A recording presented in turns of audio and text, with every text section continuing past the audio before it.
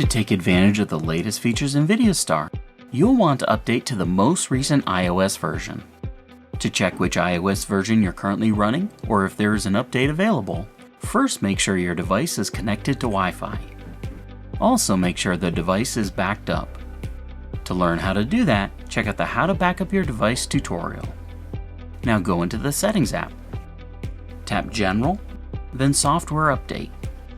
If your device is running the most recent version of iOS, you'll see a screen like this.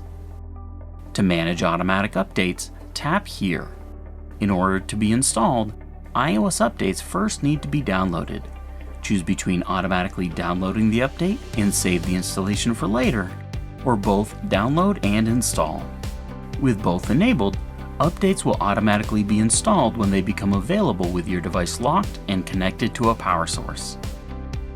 As tempting as it may be to turn on the beta updates, it is better to leave them off. Remember, they are intended for testing purposes, and turning them on could affect how your device and VideoStar operates.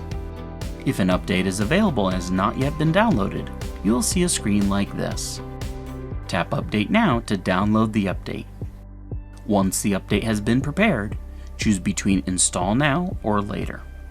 If you choose Later, you'll have the option to install immediately or at night. If you choose to install at night, make sure your device is connected to a power source. To install immediately, plug your device in and tap Install Now. If it won't let you install because there is not enough free space, you have two options. Either manually delete content from your device or install by connecting to a computer. To learn how to free up space, check out the How to Free Up Space tutorial.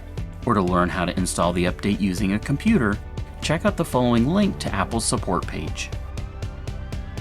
Now that your device is updated to the latest iOS, make sure to update to the latest version of VideoStar by going into the App Store, finding VideoStar, and tapping Update.